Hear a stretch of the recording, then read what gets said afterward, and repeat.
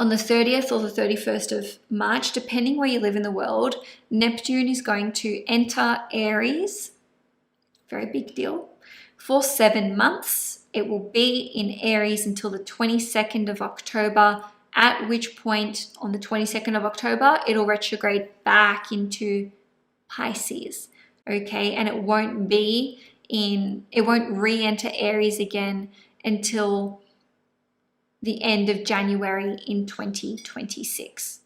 In 2025, Neptune will only get up to 2 degrees Aries.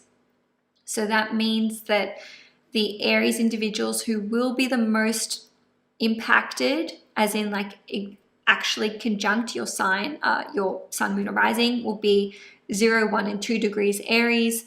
If you're an Aries sun, this is those born in the first 3 days of Aries. Okay. Nevertheless, you will absolutely start to get a flavor for what the next 13, 14 years is going to be about for you, because that's how long Neptune takes to transit one sign. Okay, so as I mentioned in the Venus retrograde transit and the Mercury retrograde transit, the first house is the physical body. How you walk, talk, dress, present, vitality levels, energy levels, your aura, your path in life, and it absolutely does impact your relationships because of the 1st and 7th house axes.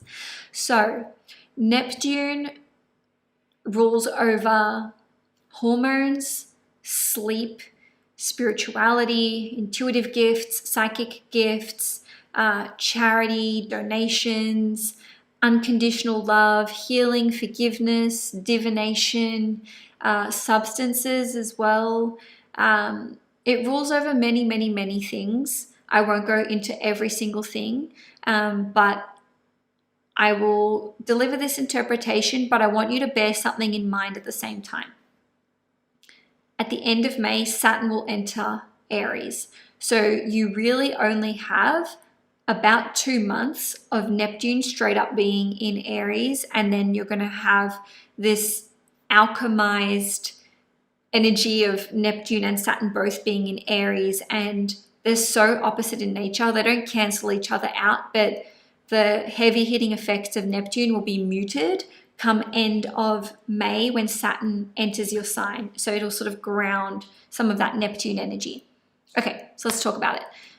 Neptune being in your first house indicates that for some of you, in terms of your physical body, you may be more tired than usual. You may require more rest than usual.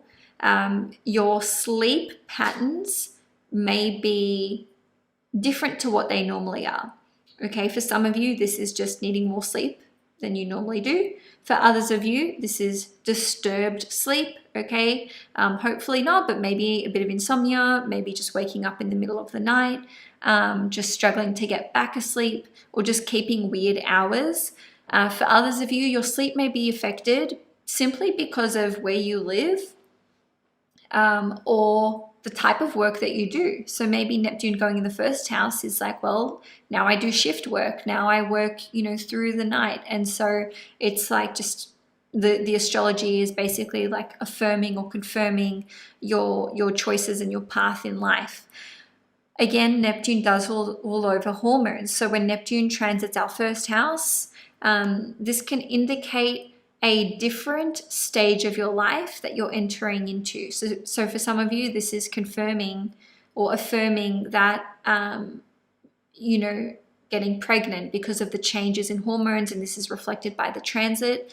For others of you, maybe you are getting to that stage where you're perimenopausal or, actually, going through menopause, and it's happening while Neptune is in Aries.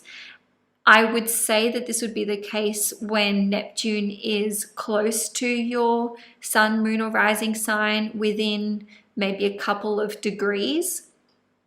On a different note, this can indicate that you're starting to experience energetic changes or shifts. Okay, so some of you may find that your intuitive abilities are heightening or maybe this is like the onset of certain intuitive or psychic abilities. You may be able to just tap into your third eye, have clairvoyant visions.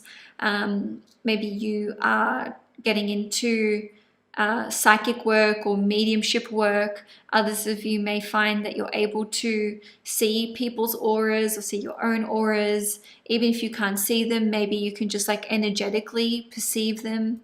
And you may experience other people's energies as your own, or other people's emotions as your own. So if you find, for example, that you're like living with another person and emotionally you're fine, like you've got nothing going on, but maybe they're going through a breakup or going through a difficult time, you may kind of feel their emotional responses to things in your own body.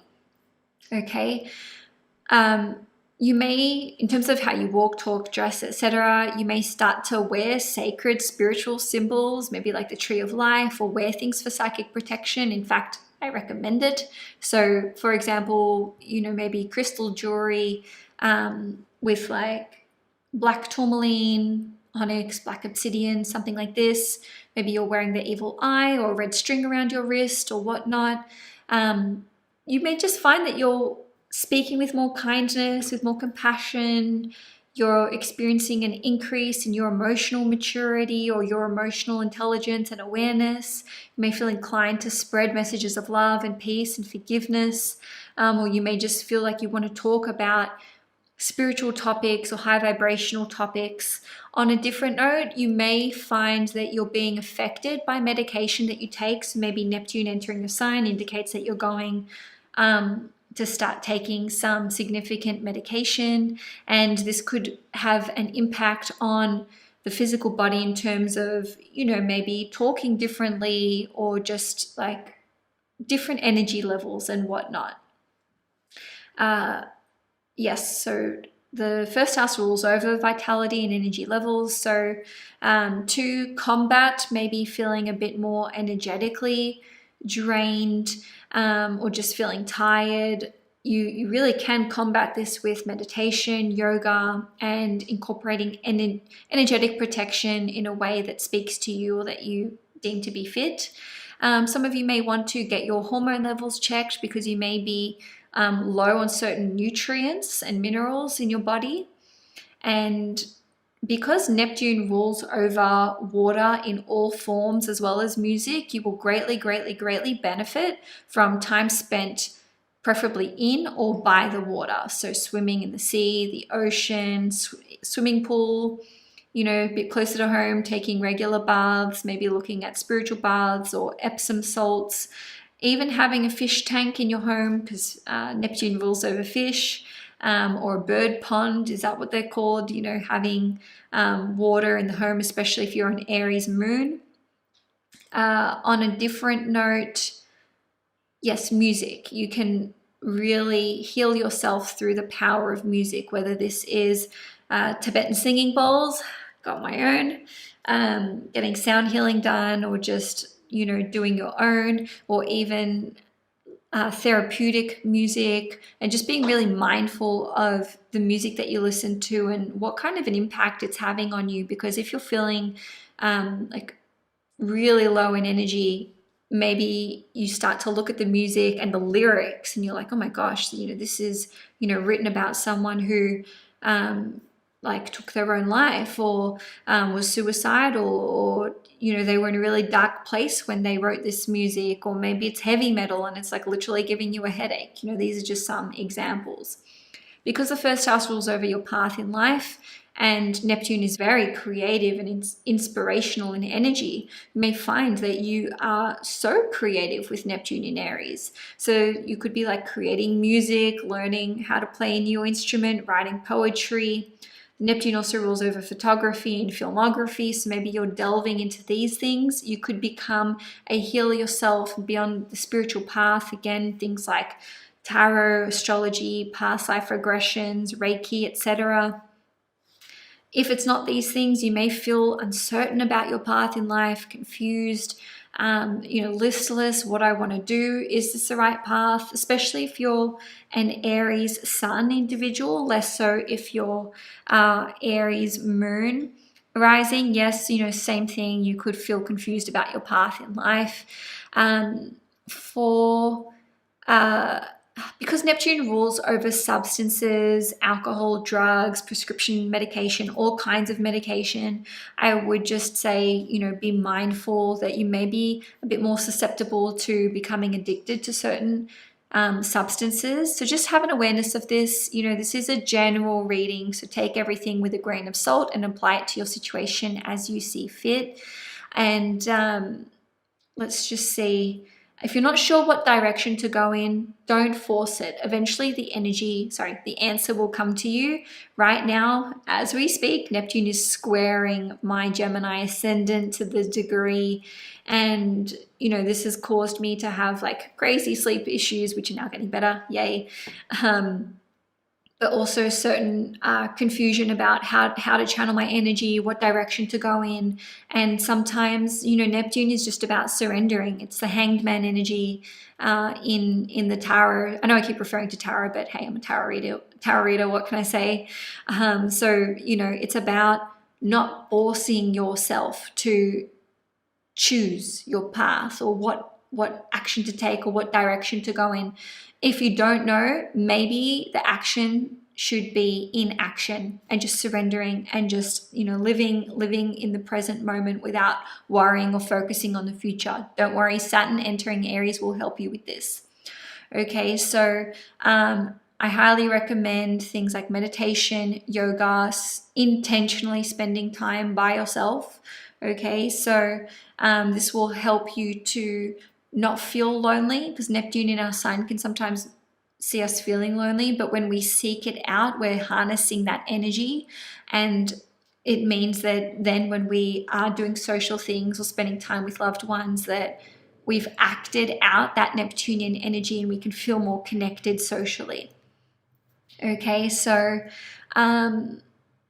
yes, as an Aries sun, you may be following a Neptunian career, life path, so something involving music, creativity, photography, acting, or something to do with healing and spirituality, poetry, anything to do with the sea, you know, even like fisherman, diver, marine biologist, anything to do with waterways and the environment from, you know, the perspective of our seas and our oceans, etc.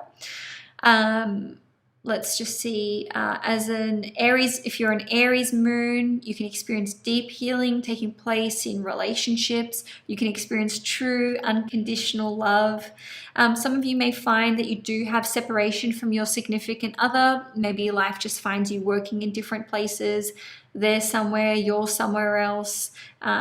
Even keeping opposite hours when it comes to work. So maybe there's not as much time together as you would like, but when there is, it's like, you know, beautiful, unconditional love.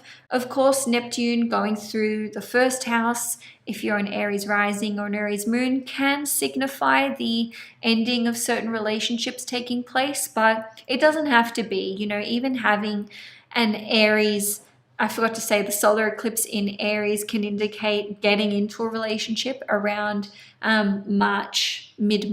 No, when was the eclipse? Yeah, just a couple days before, beg your pardon. So the solar eclipse in your sign can indicate entering into a new relationship with Neptune. Maybe this is like, you know,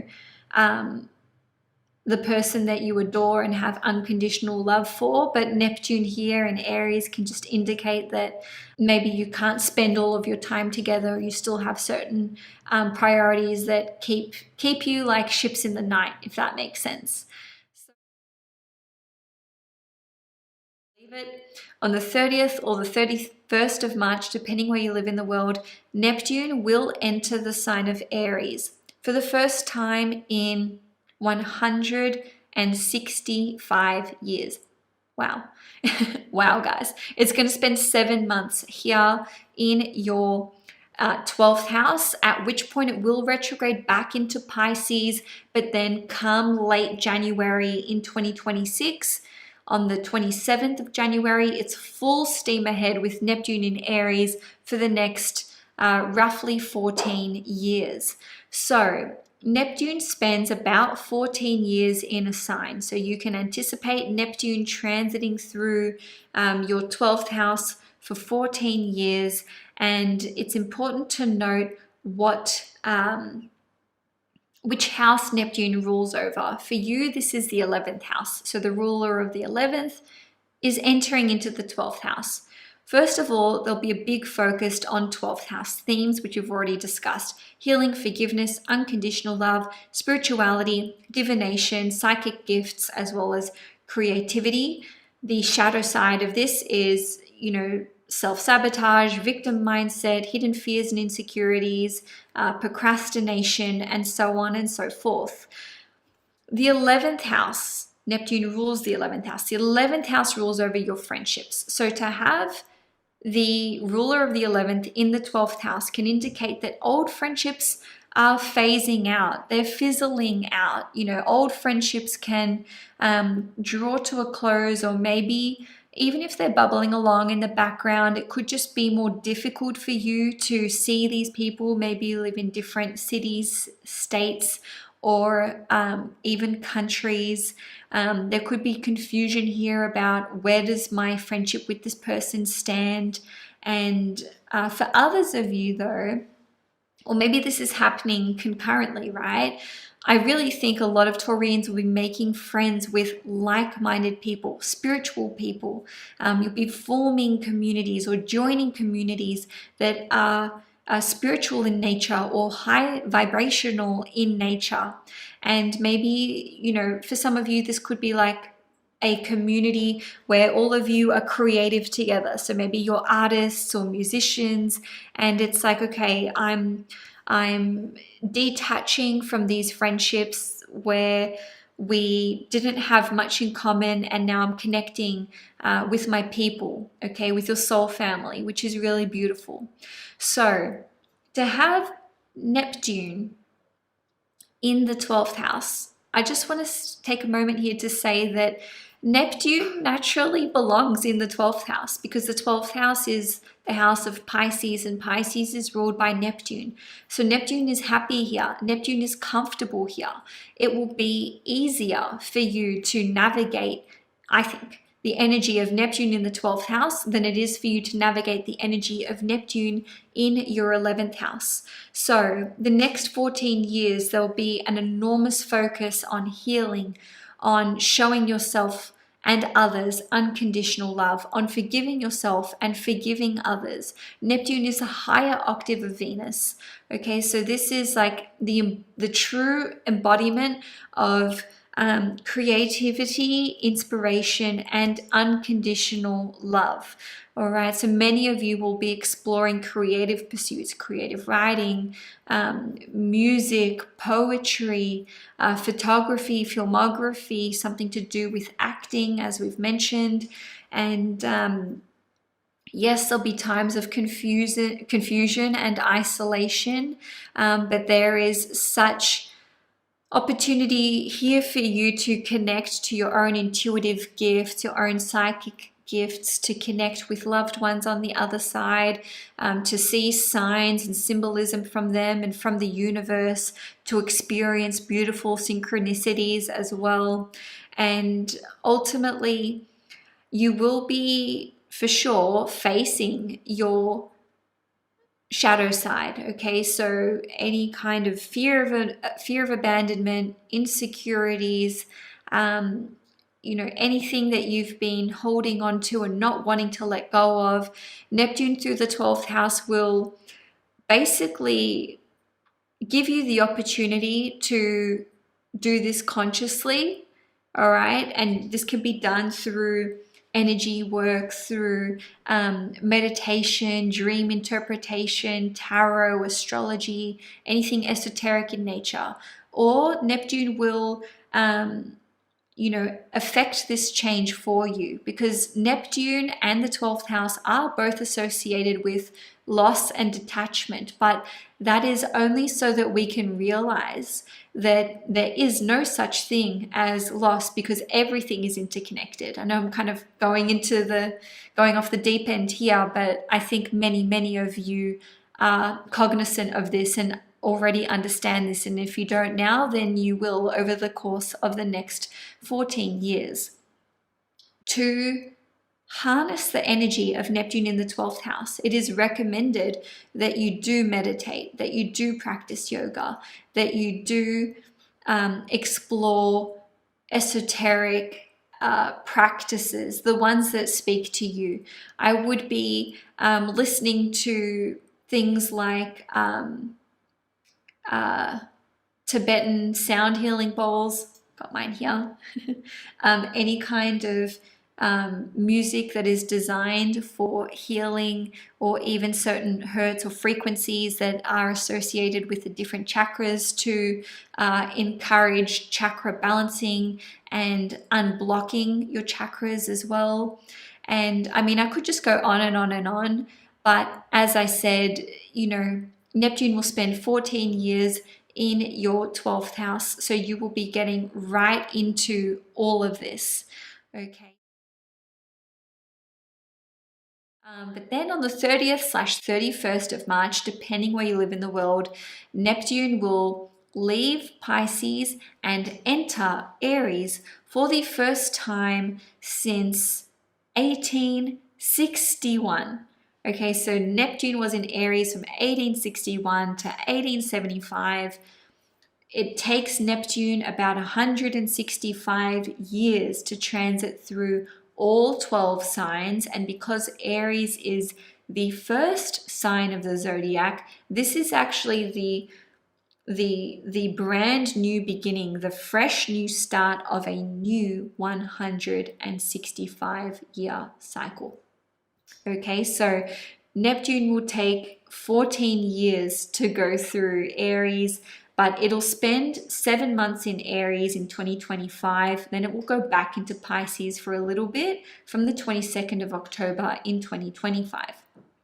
So the 11th house, as we've discussed, rules over one's community, their wider network, innovation, science, social media, long-term goals, projects, passive forms of income, residual forms of income, etc., etc.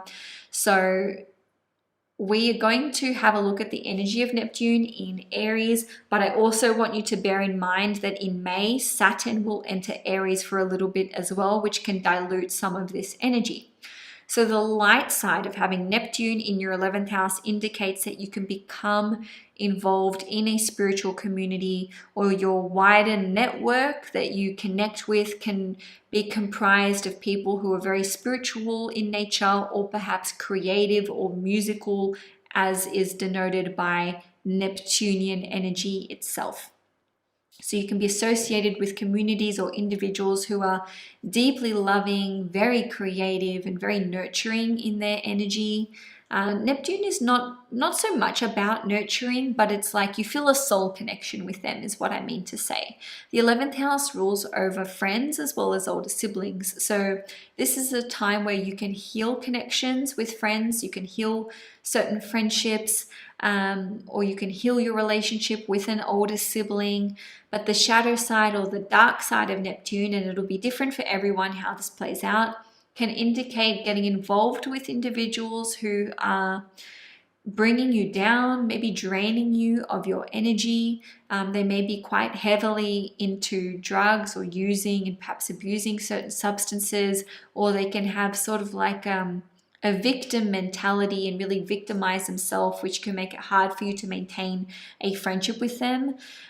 So certain friendships may be fading out or fizzling out, or some of you may just have less involvement with a community that you used to really enjoy being part of, and maybe less access to social events or social connections unless they are spiritual or creative in nature. Okay, so because the 11th house is associated with astrology, you can share beautiful connections with people who are interested in astrology the same way that you are. In terms of your own astrological practice, you can understand it more intuitively. Maybe you receive downloads, or it just comes to you more easily or more naturally, or perhaps you can use your knowledge of your astrology chart and the transits to generate your own healing. Okay, The 11th house, as I said before, is associated with innovation and science. So some of you may have some kind of breakthrough when it comes to being able to help others heal, to treat others. Maybe this is helping people who are struggling with mental health problems, and this could be done en masse, meaning via 11th house means, so in an online capacity or through community work, etc. You could be using your social media platform and presence to promote your creative work, whether this is art, drawing, dance, film, photography, music, or you could be using it to promote spiritual messages, okay, and provide spiritual healing and support for other people. And you could certainly make friends with some beautiful people through these means, okay. So on a different note, some of you may find that it's harder to hold on to the social media supporter base that you have. Okay, so Neptune does represent loss. So you can maybe lose some followers, and this could be as a result of the things that you are posting. Maybe they're quite creative, or they're very spiritual messages, and there are people who are just not ready for that. On a different note, the 11th house is associated with long-term goals and projects. There could be points over the next 14 years. Obviously, that is a wide window, but you may find that you feel a bit apathetic or disinterested in certain long-term goals and projects that you have, or perhaps confusion about how to start or where to even begin. I want to narrow down the time frame for you. I would say that this would be when Neptune actually conjuncts your 11th house cusp. But we are going to have Saturn in Aries for about 2.5 years. So while Saturn is in Aries, I think that will counteract any disinterest or apathy or confusion as to, what direction you should be going in with your long-term goals and projects. On a different note though, you could be forming long-term goals and projects that are rooted or centered in Neptunian themes. So these could be related to creativity, music, healing, spirituality, psychology, anything to do with water, as Neptune rules over water, such as waterways, water management, and marine biology. All right, so if you have any kind of long-term goal or project that relates to those themes, this can see you achieving enormous satisfaction. I don't even want to say success, because Neptune's not about success. It's like emotional fulfillment and satisfaction through pursuing these things. Anything to do with community work and charity work will be very largely supported when it comes to having Neptune transit your 11th house. Some of you may receive large sums of money as a donation or through charity. So if you are a Gemini who is doing it tough and struggling financially, having Neptune transit your 11th house can actually be very supportive when it comes to your financial situation and resources as well. It's just about connecting with the right people and, submitting applications. And I say this because Saturn will enter Aries, so it's about crossing your T's and dotting your I's when you do have Saturn in Aries in your 11th house. Okay, when it comes to investors, yes, it can be harder to pin them down, but not impossible. Saturn will help you once it moves into Aries in late May this year. And let's just see, yes, PhDs, referring to this again, maybe you are going to be working on a PhD during this time that is related to Neptunian themes, creativity, art history, music, healing, spirituality, psychology, again, anything to do with water, such as marine biology and water management, anything to do with our oceans and seas. Also, maybe a PhD that has a focus on the medical industry, pharmaceuticals, also prisons, hospitals, or the effects of isolation. Neptune rules over all of these things. It also rules over mental health, mental illnesses, sleep, and hypnosis. So your PhD focus could be on any of those aforementioned topics. If you are a Gemini sun, having the ruler of your 10th house in the 11th house can indicate maybe receiving awards or gains that are born from the efforts that you've put into your career and into your work. You may be pursuing a career that has 11th house energy to it. Okay, so working in large groups, communities, working for non-for-profits, maybe something to do with human rights, or working online or in IT, in information technology. If you are a Gemini sun, Neptune in Aries can indicate that you may be pioneering change when it comes to spirituality and healing, as well as something to do with intuitive work.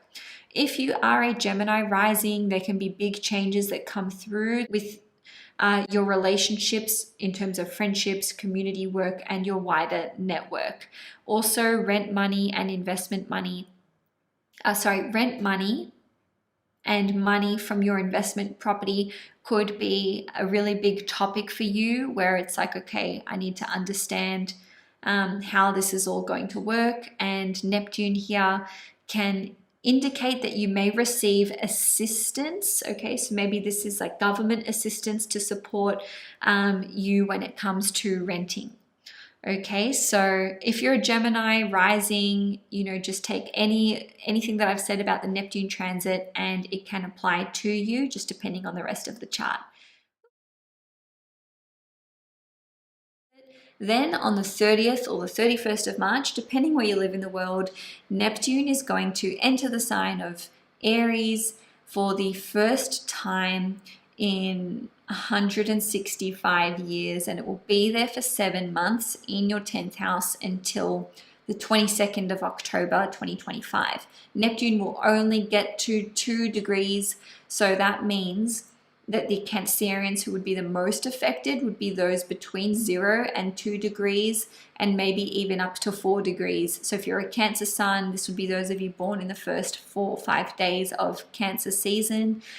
It doesn't mean you won't feel any of this or none of this will be happening. It just means that you're not experiencing the direct square to your planet or to your rising sign until later on. So a new 14-year cycle is kickstarting off with Neptune entering Aries, because that is how long Neptune takes to transit through even just one sign, whereas to transit all 12 signs is 165 years, and Aries being the first sign of the zodiac indicates that this is a brand new 165-year cycle. So it is a very big deal.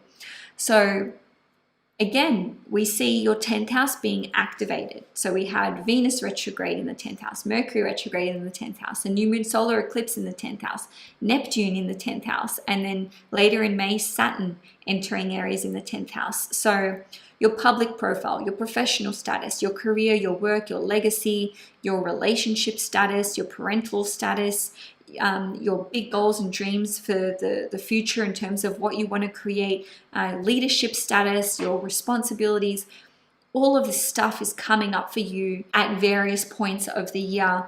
And it won't just be 2025, we're going to see this continuation for a few years while Saturn is in Aries for 2.5 years in the 10th house, and Neptune is in your 10th house for 14 years, as we said.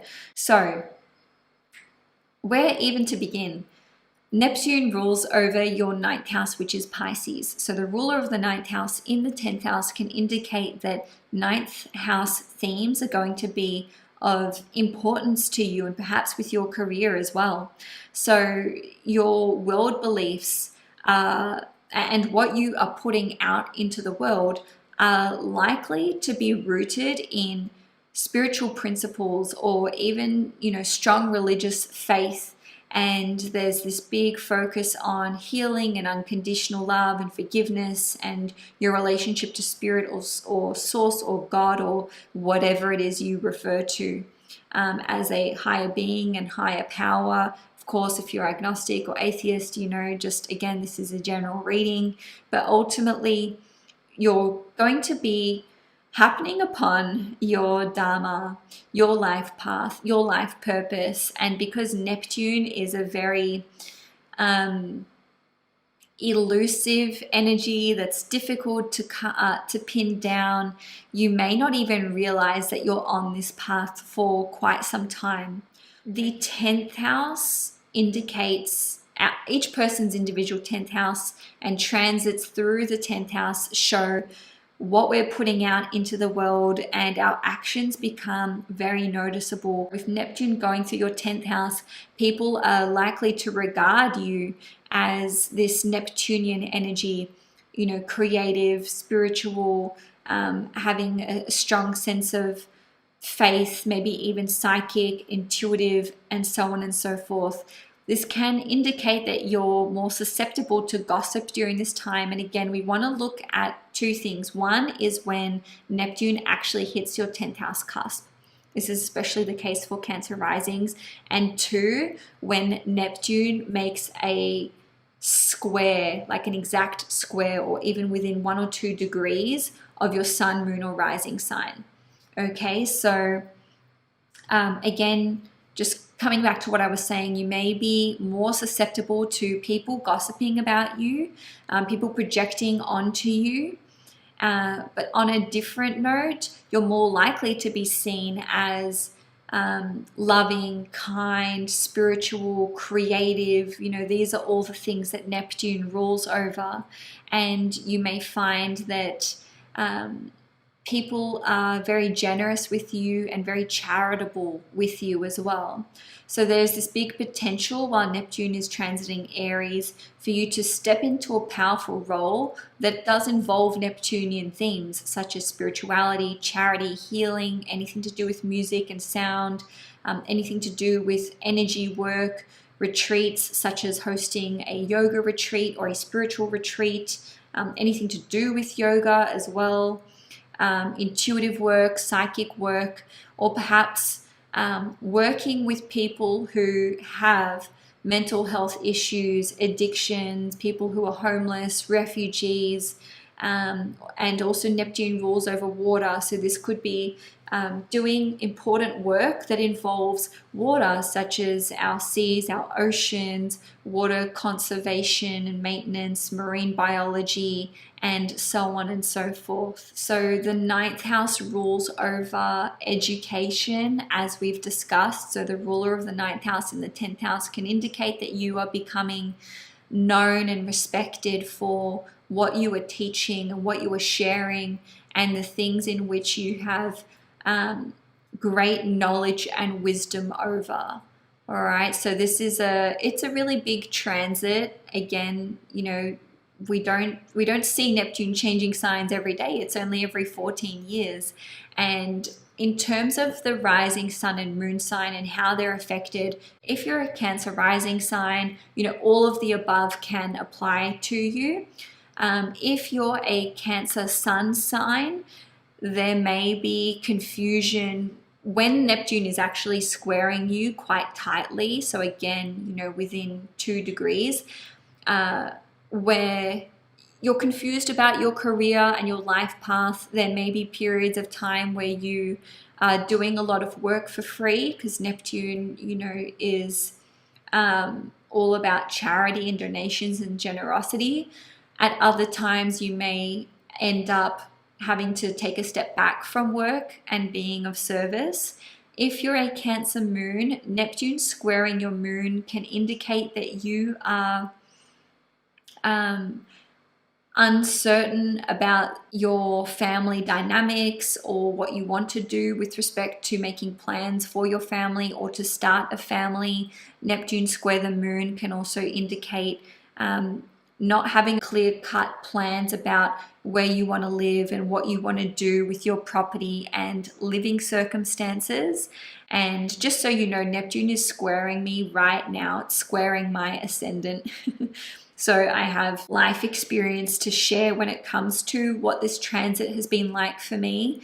And ultimately, it's very, if this is even a word, spiritualizing. So Neptune squaring you can see you taking action, because the square carries the energy of Mars. So you can be taking action towards your spiritual path.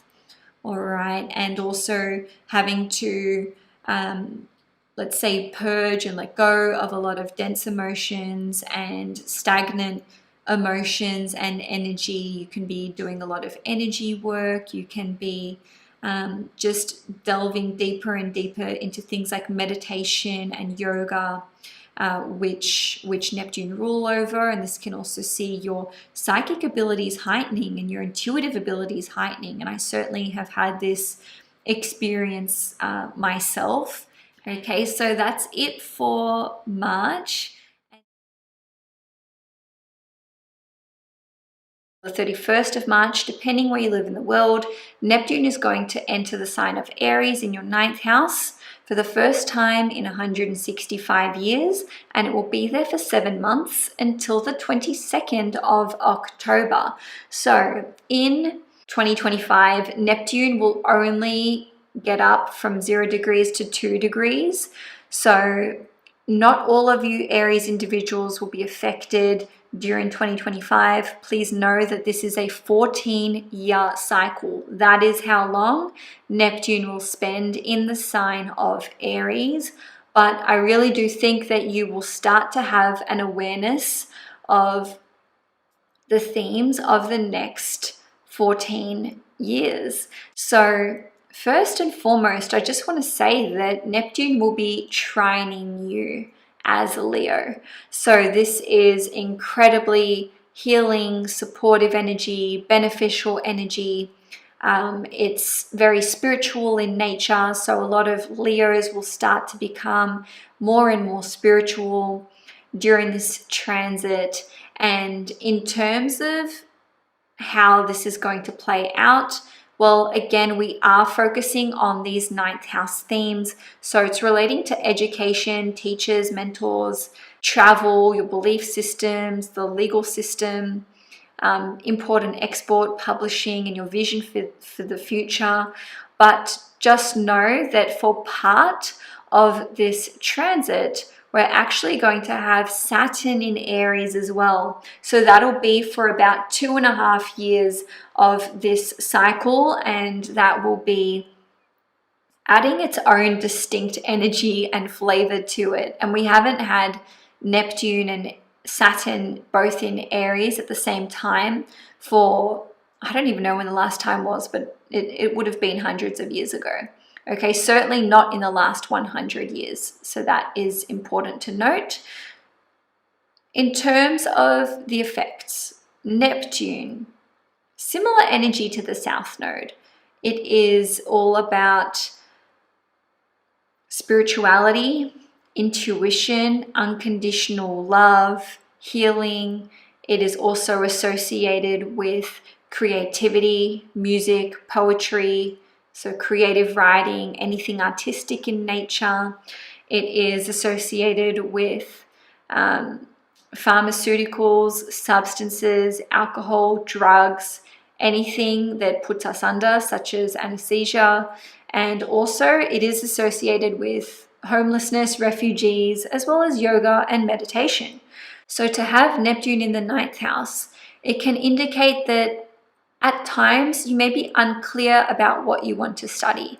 With Neptune ruling over your 8th house, which rules over mutual resources and finances, someone may be paying for your education or helping very generously with your education. And I'm cognizant of the fact that there is some overlap here in what I said about the new moon solar eclipse in Aries too.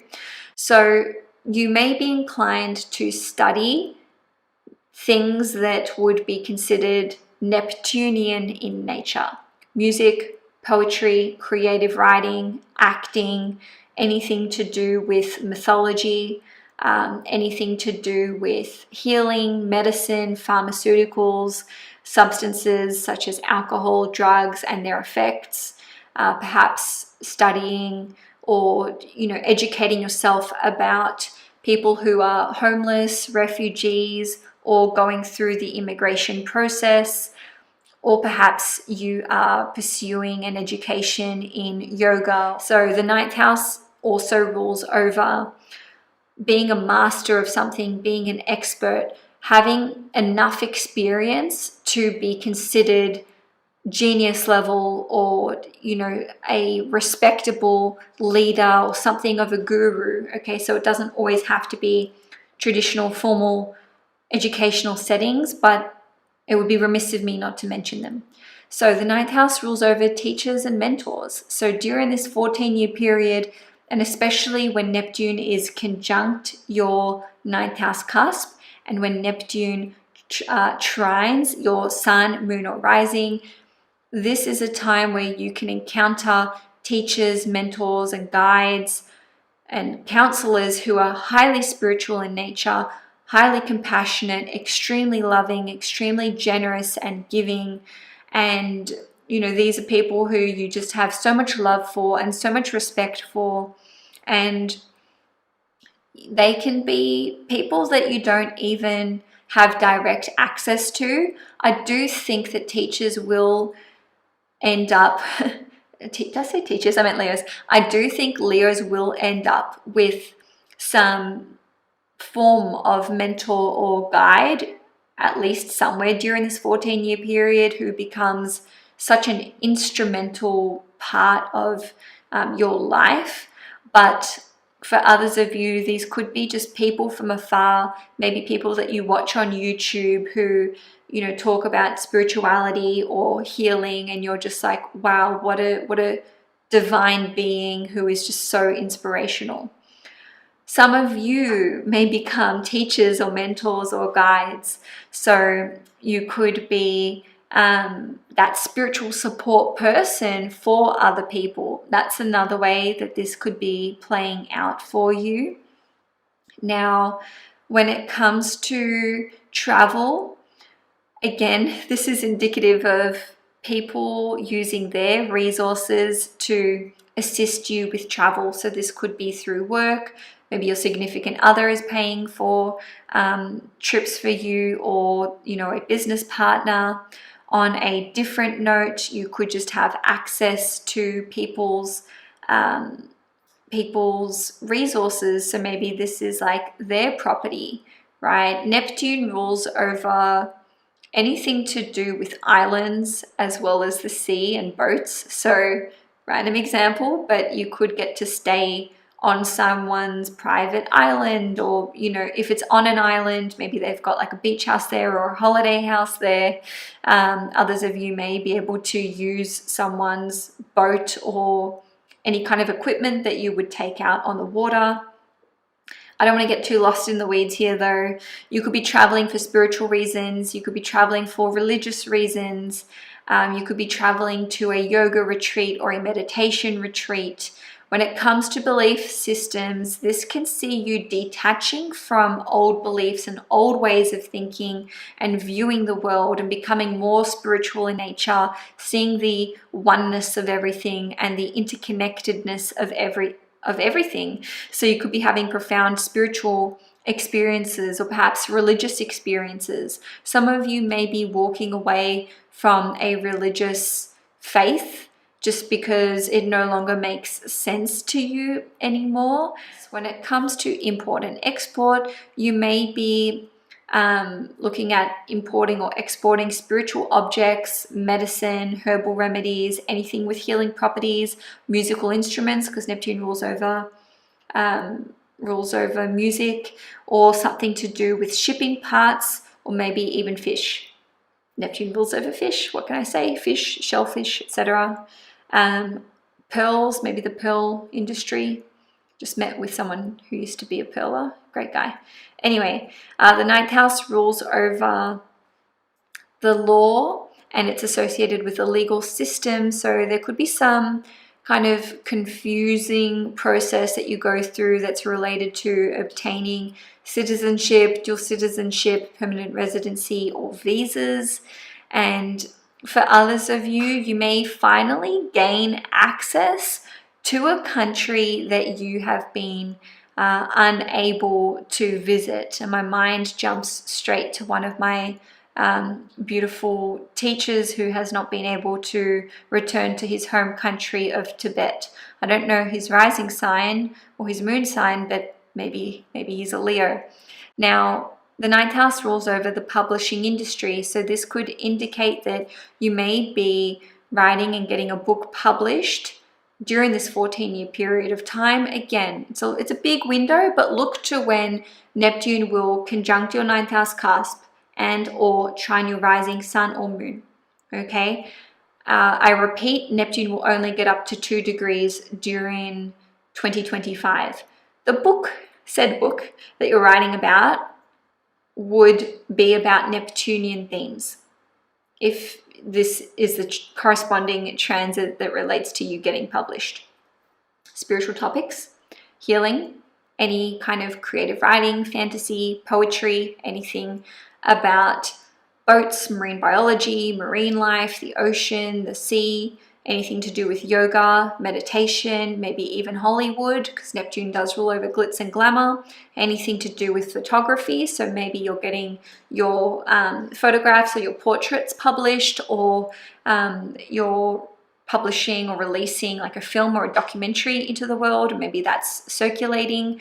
On a different note, Neptune also rules over the medical industry, big pharma, okay, pharmaceuticals, and anything related to deceit, lying, betrayal, subterfuge, secrets, and mental health issues and illnesses.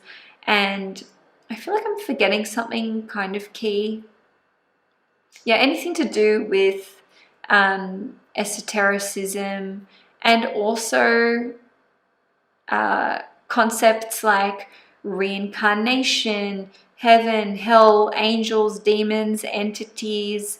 Yes, maybe writing or having works published that talk about immigration, refugees, homelessness, and anyone who is underprivileged and needing help.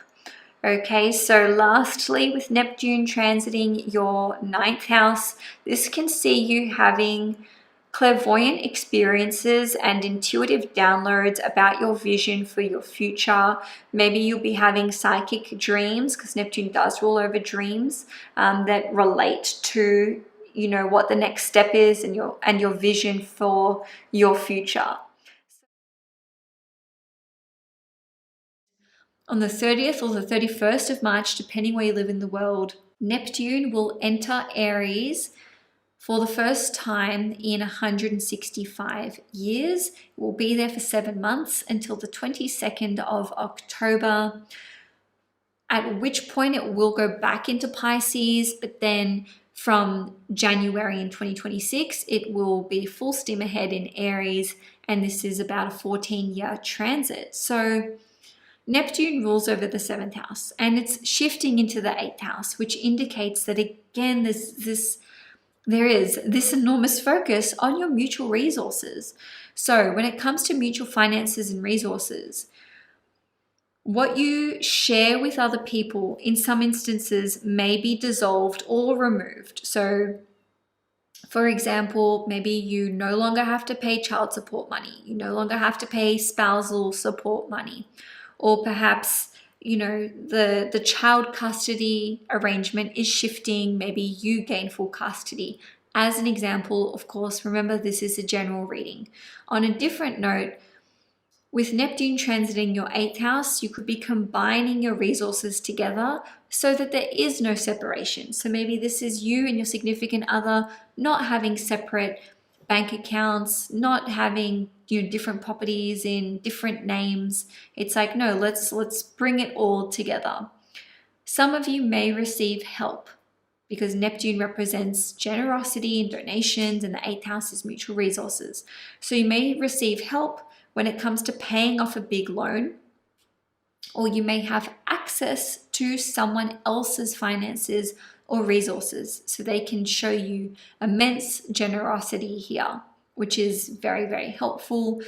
So this could be money, this could be having access to, you know, someone's tools, or like, I don't know, equipment, gym equipment, or even property as well, especially if you're a Virgo moon. So things can definitely shift when it comes to the mutual resources that you have with other people. Do remember that this is a 14-year transit, so Not all of this will, I mean, first of all, not all of it will happen. Second of all, it may take this long period of time to start to see these things come through. So do bear that in mind. If you're a Virgo sun, you can be given a leg up in your career. Maybe there are great benefits that are available to you at the company that you work for, such as flexible working conditions, maybe access to free daycare or free therapy, or discounted daycare rates. As an example, if you're a Virgo moon, you can receive help from your family. You can receive resources to help you with your property and living circumstances. As an example, maybe that's a financial contribution to help you renovate, buy, relocate, etc. Or maybe it's like, hey, here's some money to buy some furniture, or here's some old furniture, take my old fridge, as an example. So if you're a Virgo moon, maybe there's support coming in from family in the way of babysitting or like pet sitting, looking after your property or something like this. If you're Virgo rising, we're not distinguishing any of this, because the Virgo ascendant, the Virgo rising horoscope is generally speaking the most accurate overall. So you can take anything that I've said and apply it to your situation as you see fit. When it comes to intimacy and vulnerability, deep healing can be experienced between you and your significant other. So your relationship could be transforming for the better.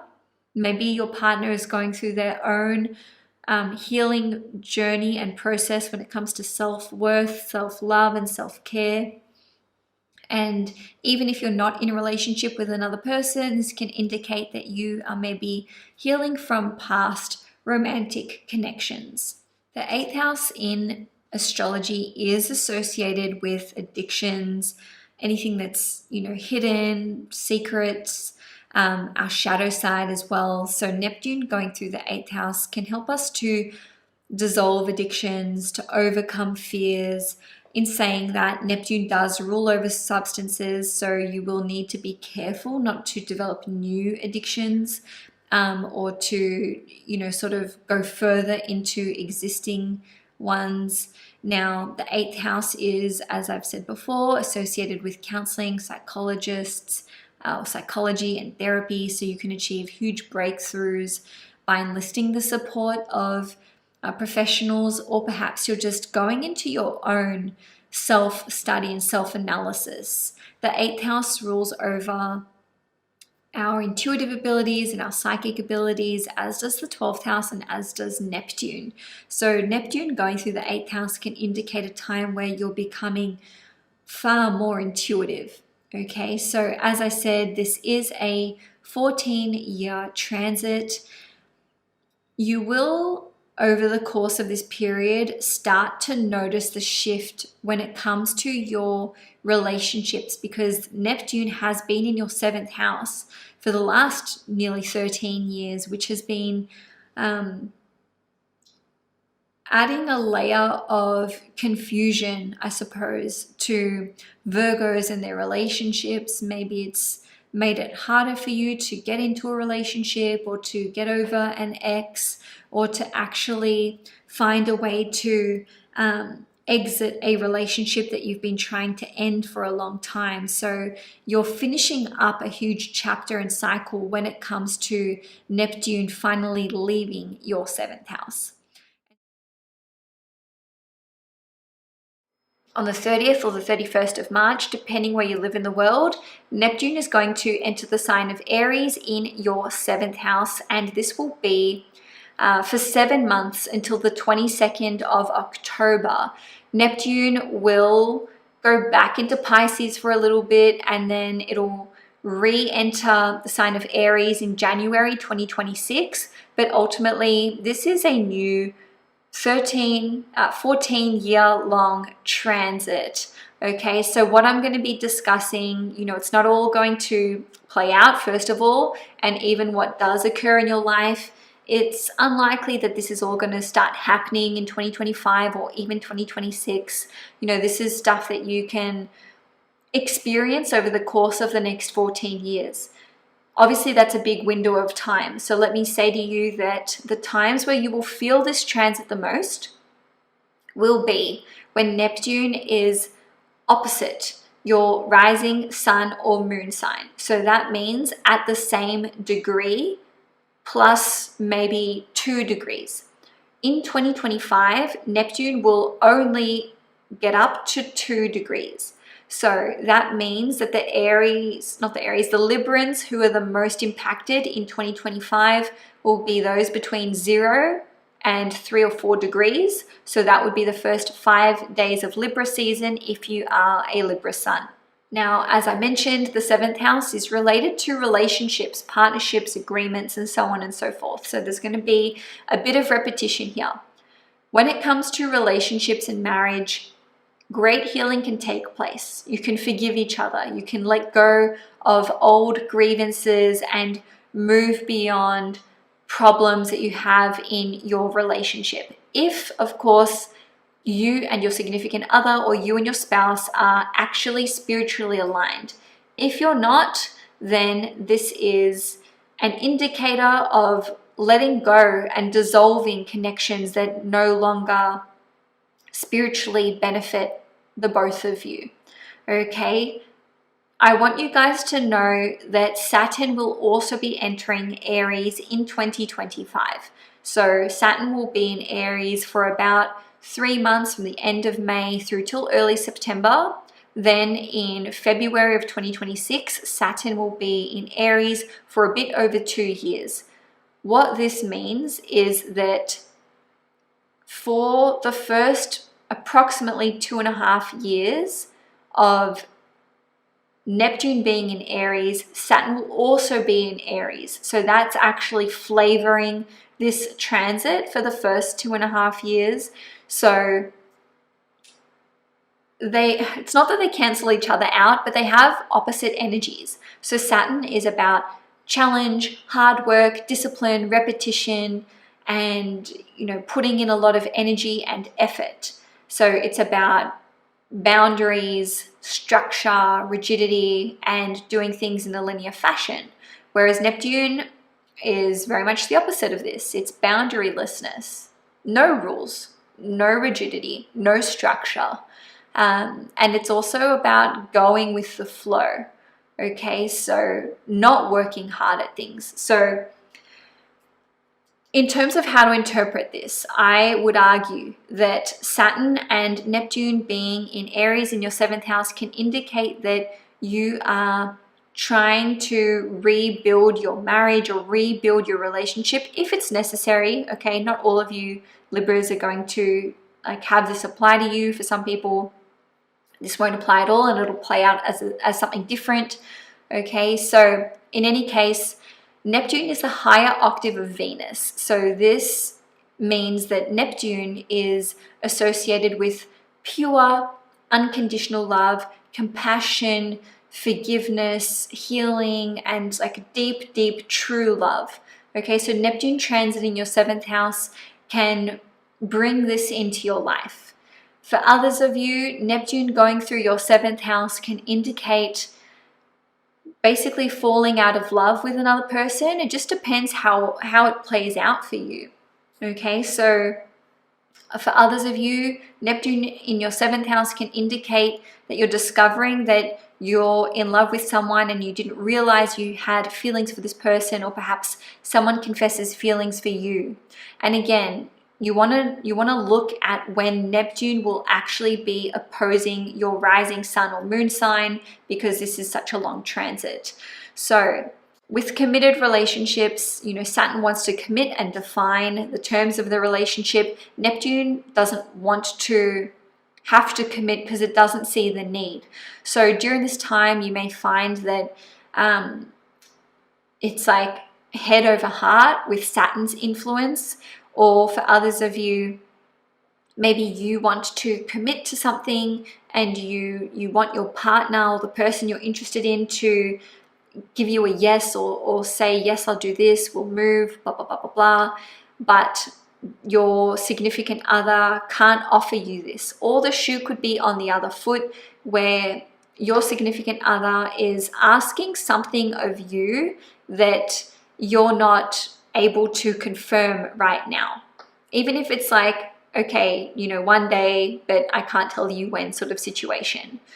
Now, your 7th house represents your partner's 1st house. So Neptune going through your 7th house can indicate that they are embodying the qualities of Neptune. So they could become very spiritual during this time. They could have a spiritual awakening. They could go on some kind of healing journey.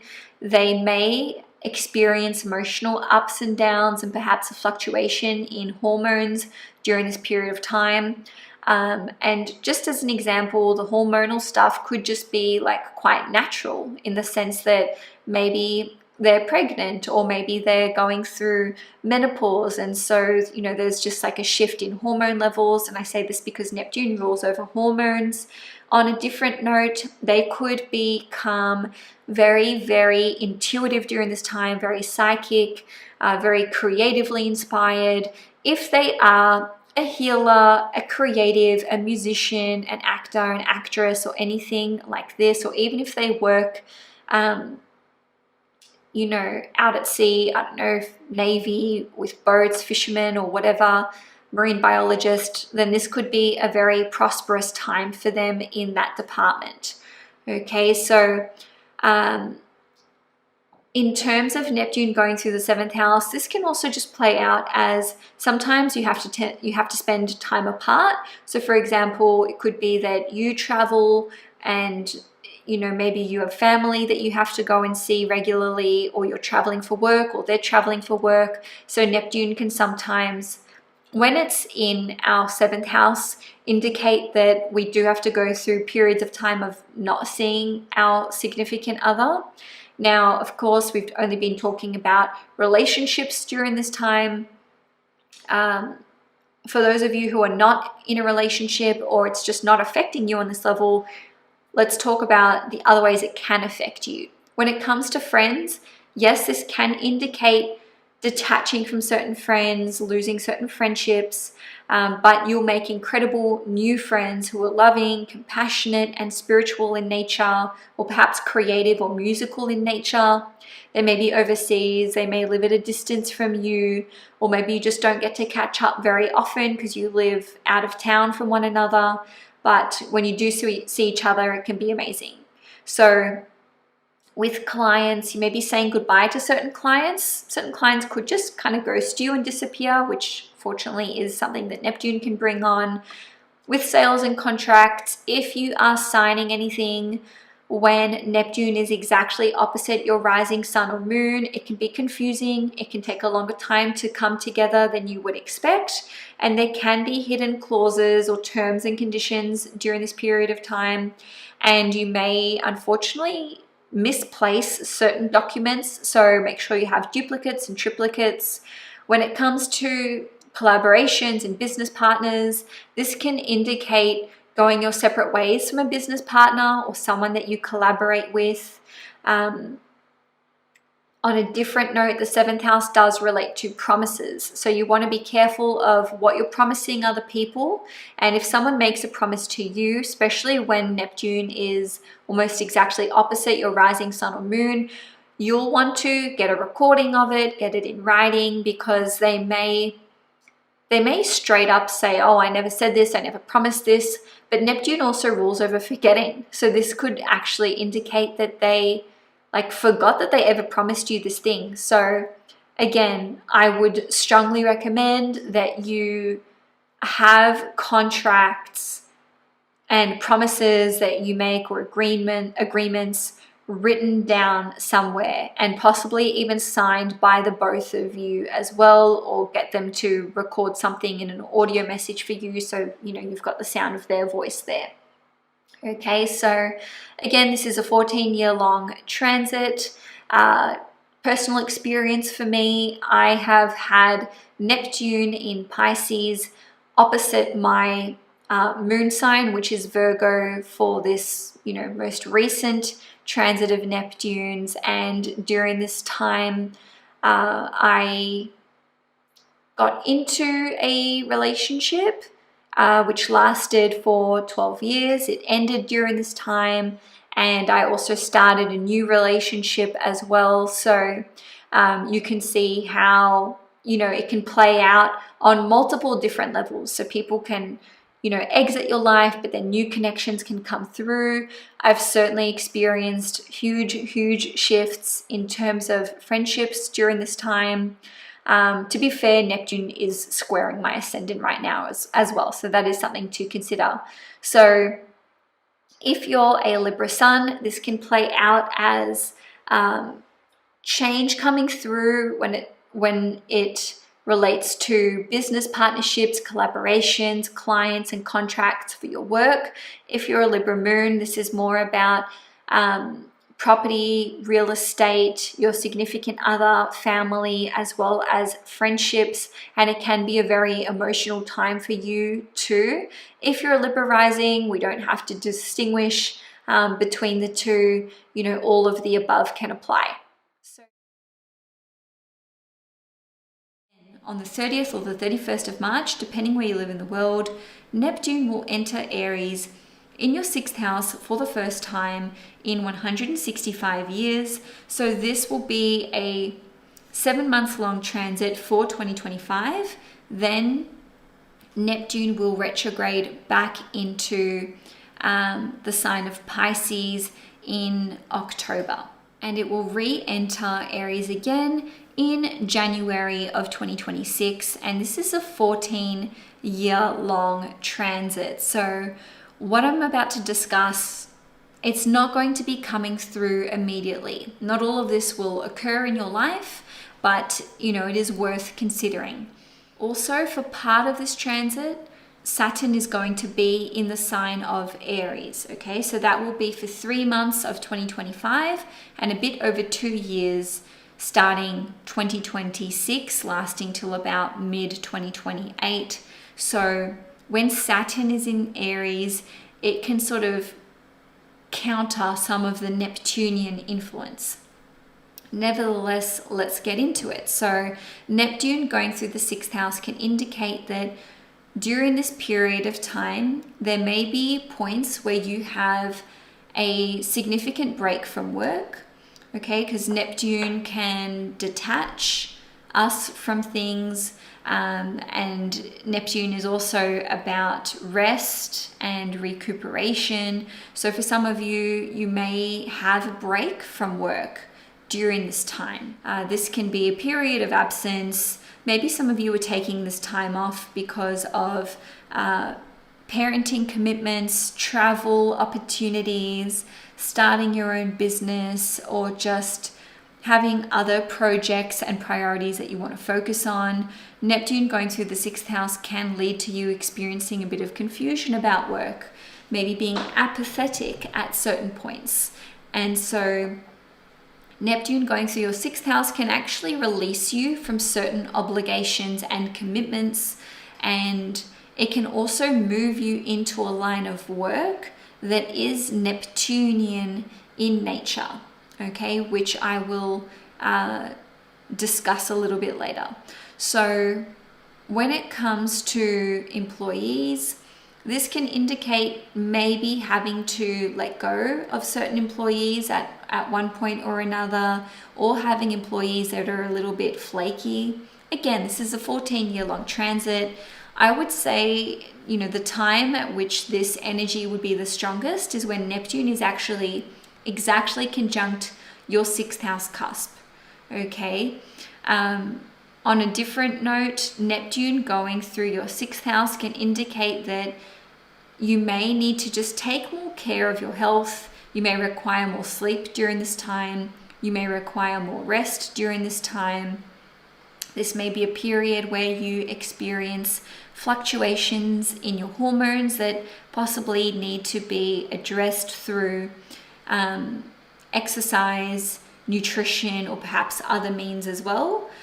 The best thing you can do during this time, and always, is to take care of your mental and emotional health, but especially during this transit, because if you don't, this is when it can manifest into some kind of physical issue, okay? But if you're doing the healing work, if you are making sure that you are not allowing dense, negative, emotional, stagnant energy to remain in the body, and you are, making sure that the areas of your life that are out of balance are being brought into balance, then that is going to do wonders for you when it comes to supporting your health and vitality.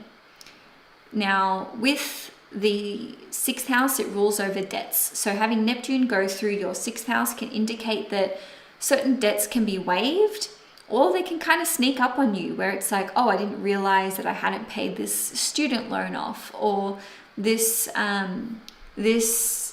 debt accrued like a whole lot of interest. So there can be some surprises here. So you just want to be very careful about any loans that you are approved of, or even that like loans that you're lending out to other people, because there can be confusion here about the terms and conditions in the long run, like what is owed, who's paying whom back, and how much and when. So there can be some confusion here.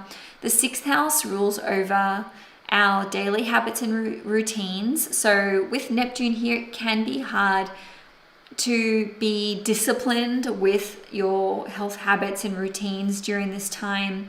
The best thing you can do is to integrate positive Neptunian habits into your daily life, or into your regular routines, such as meditation, yoga, listening to high vibrational music, sound healing, chakra cleansing, crystal healing, swimming, walks by water, or just spending time in beautiful surrounds, doing something artistic, and even journaling as well. Neptune rules over your fifth house. So the ruler of the fifth house in the sixth house can indicate that you may be starting your own business or expanding your business in the direction of Neptunian things. So this is anything creative, writing, poetry, anything to do with art, so drawing, painting, anything musical in nature. Neptune also rules over healing, medicine, spirituality. So maybe you are going to be pursuing a career that involves the medical industry or healing. Maybe this is like a non-conventional form of healing. Maybe you are going to be working in the spiritual field somehow. Maybe this is with tarot, yoga, meditation. With Neptune, it could even be like working as a marine biologist. So Neptune rules over charity and donations, and the sixth house is how we are of service. So this is actually a transit where I would recommend that you actively choose to do volunteer work, to give to charity, to donate what you can or give what you can. And also, if you are in need of support, of public services, of donations, of generosity, Neptune in your sixth house can indicate that you're a receiver of this. You may be receiving money, food, shelter, help, support, a roof over your head, or even just therapy or counseling. It doesn't even need to be via public services. It could even just be like that you just find yourself in a place where you're receiving this beautiful help and support from other people. If you're a Scorpio sun, this can indicate that with Neptune in Aries, that there will be periods of time where you may not be working, but it's also an indicator of overcoming workplace conflicts, probably more so after Saturn has left the sign of Aries. And it's also a great idea for you to look at how you can be of service and work with charities and non-for-profits, etc., etc. If you're a Scorpio moon, your emotional health, your emotions, I should say, can be a bit up and down. There may be confusion about your day-to-day tasks, getting into a routine. What's the best way to spend my time in this, on this day or week to week? And it can, be quite difficult for you to stick to routines, especially if you're a Scorpio moon. And also if you're a Scorpio moon, this is a great transit for getting a pet, because you could experience really, really deep, a deep emotional bond with an animal. And if you're a Scorpio rising, no distinction, all of the above can apply. So on the 30th or the 31st of March, depending where you live in the world, Neptune is going to enter the sign of Aries in your 5th house, and this will be basically kickstarting off a new 165-year cycle. That's how long it's been since Neptune first entered Aries, well, previously. And this will be a 7-month transit at first. So this will be until the 22nd of October. But then at the end of January in 2026, Neptune will enter Aries. And like I said, this is a 14-year-long transit for you guys. So in 2025, Neptune will only get up to 2 degrees Aries. So yes, Neptune will be trining you, but you will only feel it if you're an early degree Sagittarius. So I would only give this a 2-degree orb. So definitely 0, 1, and 2 degrees, but even up to 4 degrees. If you are a Sagittarius sun, this would be Sagittarians born in the first 5 days of Sagittarius season.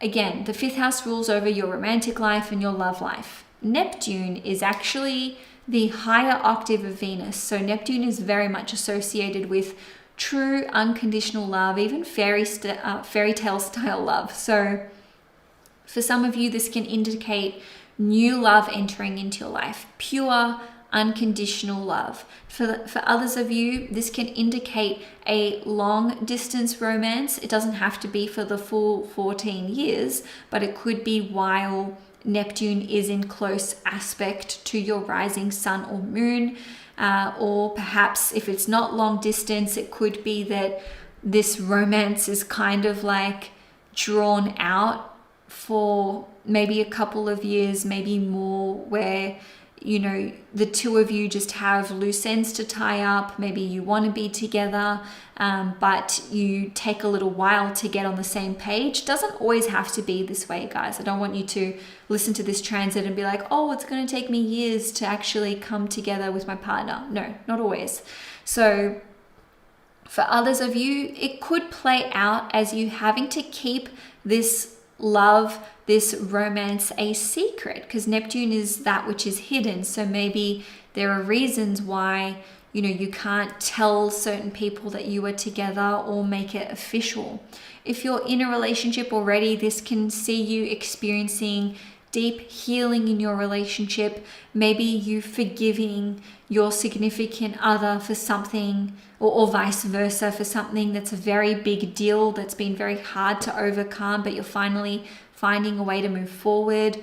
This can bring peace into your relationship and a lot of love and romance into your relationship, because Neptune is very romantic and artistic. So you can be very romantic with one another. There can be lots of beautiful romantic gestures, and there may be periods of time spent away from one another. So this could be for family reasons, maybe your partner's visiting their family, or maybe you're visiting, your parents, or in another country. It could be because of travel, or it could be because of work. And it doesn't even need to be working in different places. It could just be that, the two of you or one of you is working really, really hard on your career. And so, that can mean that there are times where your romantic life has to be put on pause, and that would especially be the case when Saturn is also in the sign of Aries, which it will be on and off for the next 2.5 years.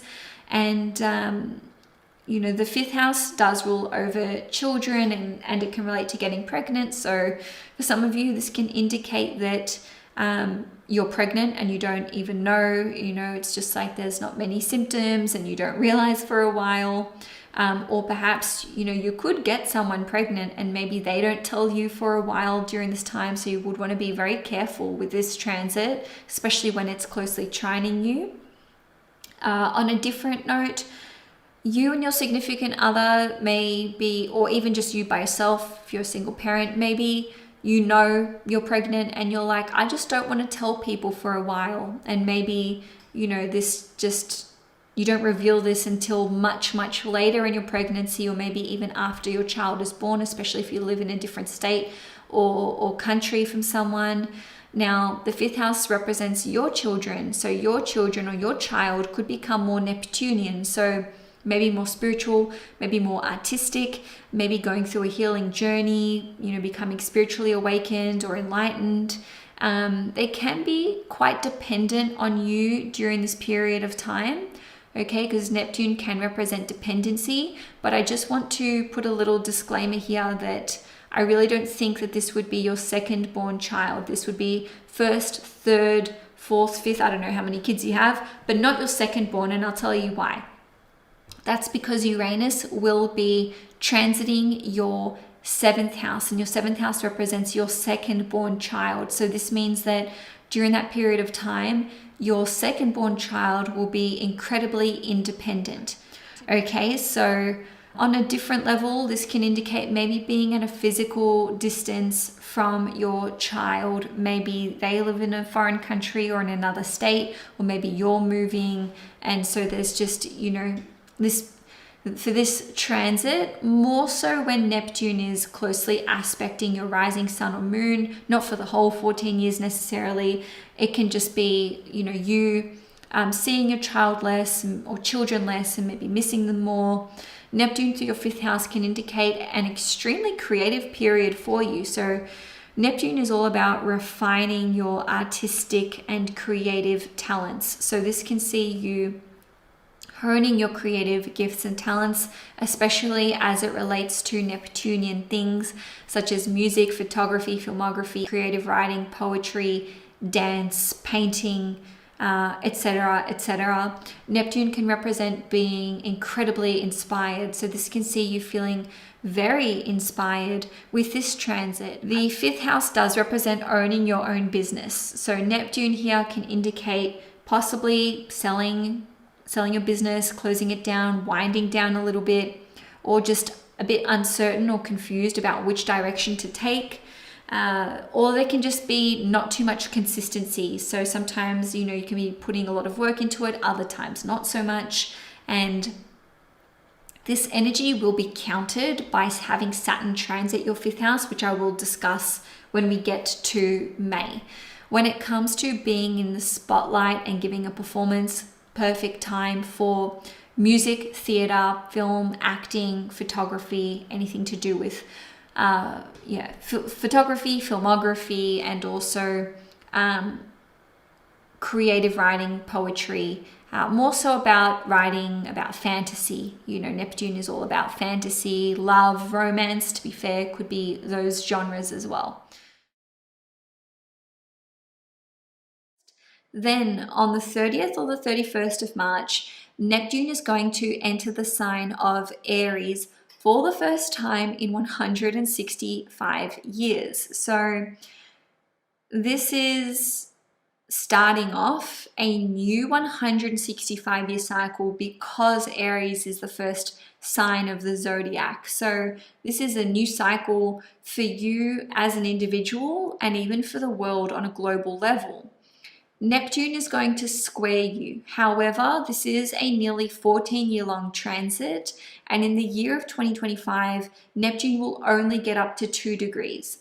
So it will square Capricorns between 0 and up to 4 degrees. I'm only giving it a 2-degree orb. So that would be Capricorns born in the first 5 days of Capricorn season.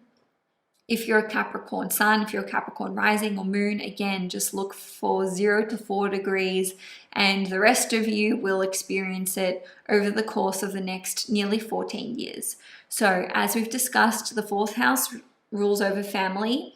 And I also just want you to be aware that Saturn will spend 3 months of 2025 in Aries together with Neptune.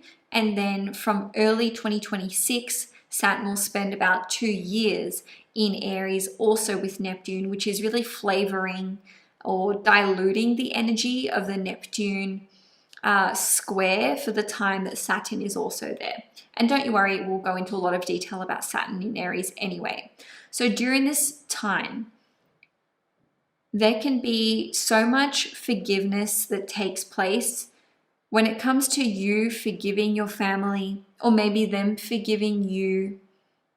This can especially relate to sibling relationships or relationships with nieces, nephews, cousins, aunties, and uncles, because Neptune does rule over your third house, which represents extended relatives and, of course, siblings. But it doesn't have to be, this can still be your relationship with your parents or with your children, or anyone that you consider to be family. You can have spiritual experiences with your family, maybe loved ones on the other side, sending you messages, and you're finally able to receive these and to perceive these.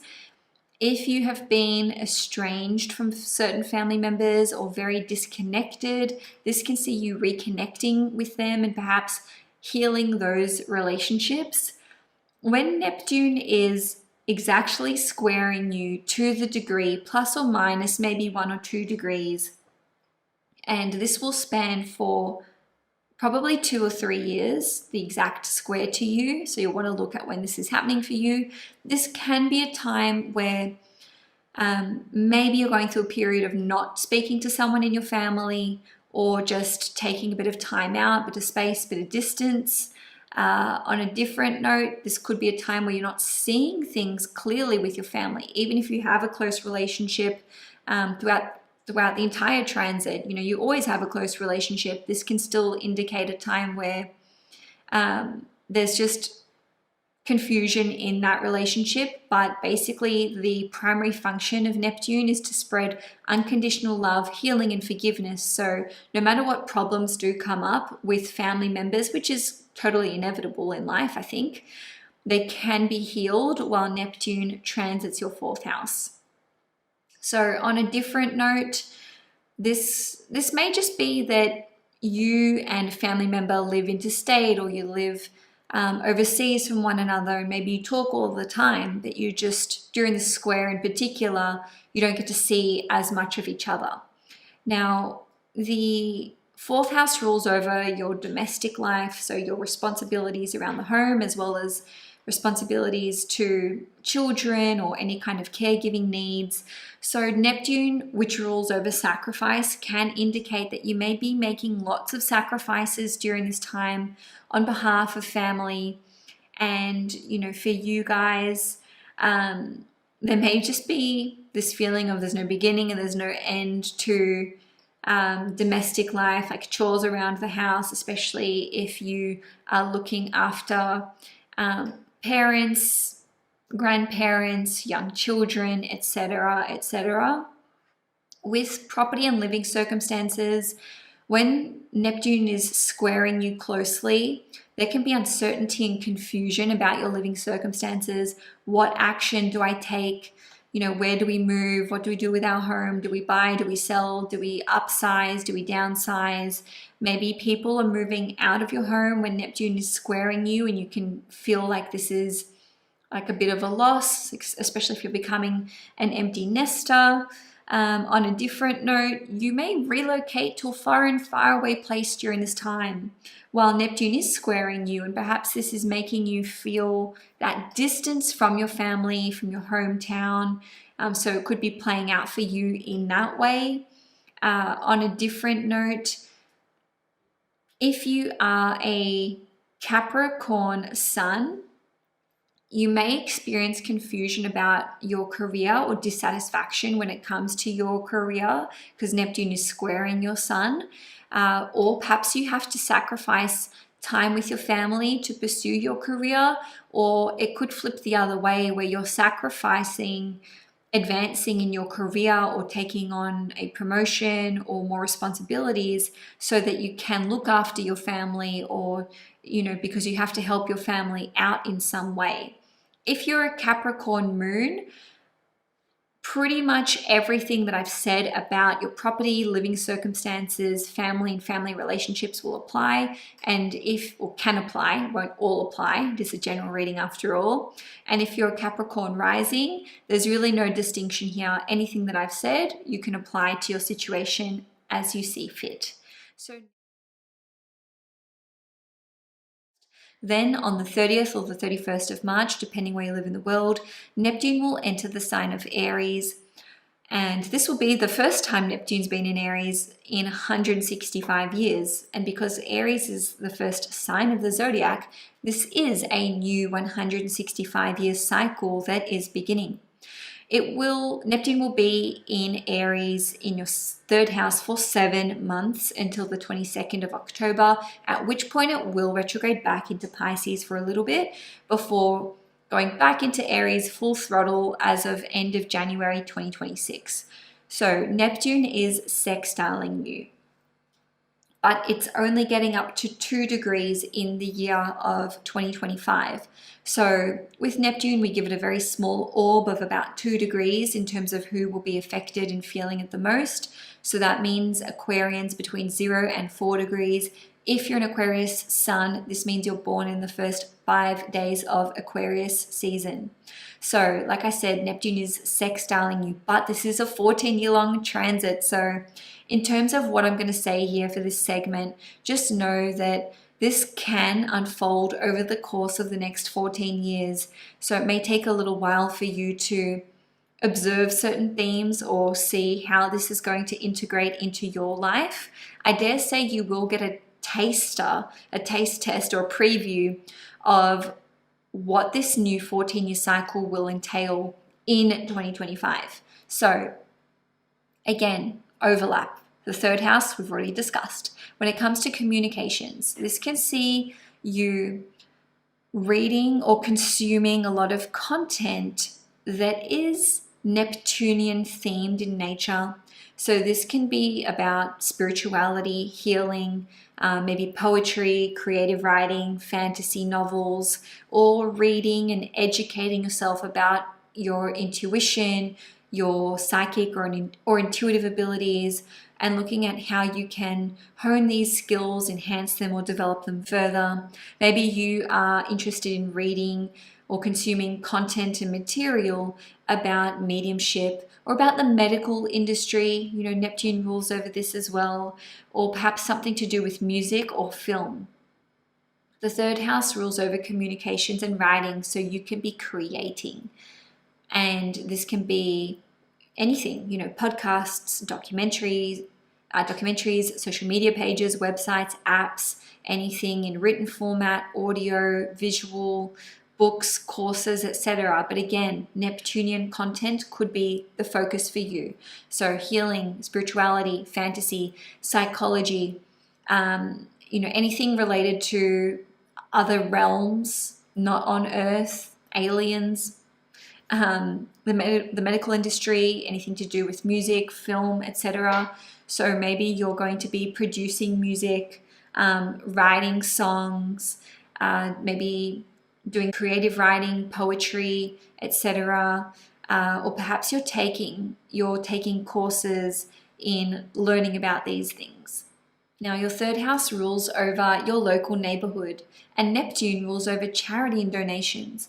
So maybe you will be involved with charities or fundraising events in your local community. Maybe you will be forming these or founding these or doing charity work for your local community.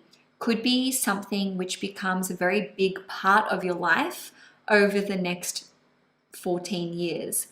The third house rules over siblings, relatives, and friends. So Neptune on one level can mean that let's say a Neptune transit can indicate that we are detaching, disconnecting, or just not spending as much time with these individuals. So again, siblings, relatives, friends. However, on the other side of it, this can indicate that deep healing can be taking place, forgiveness, becoming closer, developing a deep emotional bond with siblings, relatives, or your friends. And ultimately, Neptune is the higher octave of Venus, which means it's all about unconditional love, healing, and forgiveness. So if you've been experiencing discord or issues within your relationships, with siblings, relatives, or very close friends, this indicates that you can be working on healing this. Now, I do want to say that for about 2.5 years, Saturn will also be in Aries while Neptune is in Aries. So that can counteract some of Neptune's influence, which I will discuss during the Saturn transit. But ultimately, Neptune is healing and Saturn can indicate repeated efforts and building. So it's like rebuilding your relationship or your connection with certain family members or with certain friends.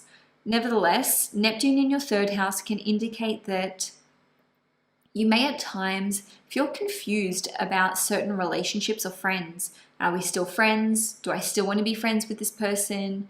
Do they feel the same way about me? You know, maybe not really having clarity on what the future of a certain friendship holds for you. Also, if you do have a lack of boundaries with certain siblings, relatives, or friends, or even clients, Neptune here together with Saturn will make that abundantly clear. And don't worry, Saturn will help you to enforce boundaries if that's necessary. But it can work the other way. If you have boundaries that are so strong that they're acting as barriers, then Neptune can dissolve that in terms of whatever Saturn is trying to put up. So on a different level, because Neptune does rule over charity and the third house rules over vehicles, maybe you are going to let someone use your car or have access to your vehicle or vice versa. You could even go into the draw to win a car and be successful. So if you have an opportunity, maybe you'll want to do that. When it comes to apprenticeships, diplomas, qualifications, licenses, etc., there may be certain things that you're enrolled in or involved in that you want to quit, drop out, or lose interest from. Or it could just be that it's on and off. Sometimes you're studying, you're taking a while to complete this course or this apprenticeship, and maybe there's just like a push and pull energy with that one. One thing I will say is that with licenses, you could lose your license, or maybe it lapses or it's not renewed. So you will have to be really careful. Of course, this is a general reading and this is a 14-year-long transit. So again, just take it as it resonates. In any case, because it is such a long transit, I dare say that some of these themes will come up for you at certain times and then dissipate. But just remember that Neptune is now sextiling you. So this is having a positive, beneficial impact on you. Ultimately, this can see you absorbing content and learning content which is spiritually in alignment with you, becoming close friends with people who are in alignment with you, dissolving friendships and connections that no longer need to be in your life, and it really can bring a lot of healing and peace to existing relationships with friends, siblings, and relatives, etc. And then on the 30th or the 31st of March, depending where you live in the world, Neptune is going to enter the sign of Aries in your second house, and it'll be there for about 7 months until the 22nd of October, at which point it will retrograde back into the sign of Pisces. It takes Neptune on average 165 years to go through all 12 signs. So what this means is we're actually concluding a 165-year cycle, which is massive. And the last time Neptune was in Aries, entered Aries, was in 1861. So 1861 to 1875. This is a new 14-year transit that is starting, you guys, but because it is wibble wobbling back and forth between Aries and Pisces, it's not going to be full steam ahead in Aries until the end of January in 2026. So you have two ruling planets. One is Jupiter, one is Neptune. In terms of what I would consider to be your ultimate chart ruler, I would say Jupiter. Maybe other more modern astrologers would say Neptune. I would say Neptune is more of a secondary ruler for you, if that kind of makes sense, because 14 years is just such a long time for you to see changes in your life. You know, you're not all going to be focused on things for 14 years at a time, whereas Jupiter taking about 11-12 months to go through signs. This is more indicative of the fluidity of your life and the change and the rate at which you're changing and progressing. I digress. So this indicates that there's going to be a heavy focus on your finances and resources over the next 14 years. Of course, because this is such a long transit, you're not going to experience all of this at all times, nor will you experience all of it anyway. And Saturn will spend part of this transit in Aries as well, which kind of dilutes the effects. So Saturn will be in Aries for about 2.5 years of this transit. Okay, so while Neptune is in Aries, I mean to say. So Neptune going through your second house can indicate that there may be a lot of expenses, which means that even if you're earning more money, maybe you're having to spend more during this time. It can make it harder for you to save money. This can see you being very generous with your money, maybe giving a lot of what you earn away to other people, to someone who needs it, to loved ones, to charity, or perhaps just being not quite as intensely focused on material things. Now, this can see you receiving, because Neptune rules over charity and donations. So you may be receiving generosity from other people. You may be receiving donations of, you know, possessions, clothing, etc., or certain charity. Maybe someone is providing you with food or shelter. Maybe during this time you will receive unemployment benefits or something like a disability pension. For others of you, you may have to let go or relinquish certain forms of income. So that could be so that you can focus on other forms of income. Okay, you may have to sacrifice some of your income or the salary that you're on to pursue a dream of yours. Okay, because Neptune rules over dreams, fantasy, unconditional love, etc. And so it's like you're potentially sacrificing something material or superficial in order for you to attain what will spiritually fulfill you. Now, for others of you, there could just be a shift in your personal values and priorities, and you're just becoming more spiritually aligned and less focused or interested on making as much money as you can. Now, there can be more expenses during this period of time. For some of you, this could be because you're investing money in property or starting a family or, you know, launching a business or in pursuit of a big dream of yours or a big goal of yours. Maybe you're selling certain investments or assets or donating certain investments or resources. And like I said, you can receive them. So you can receive generosity and help from other people or other organizations. This is a great time to declutter, to do a clean out, to get rid of old clothes, get rid of things that are in storage, donate them or discard them as you see fit. It is, you know, a great time for those of you who tend to hoard things and hold on to things, to let go of these and just finally be like, I don't need this receipt from 15 years ago for an item that I don't have anymore. Okay, it's time to get rid of certain things.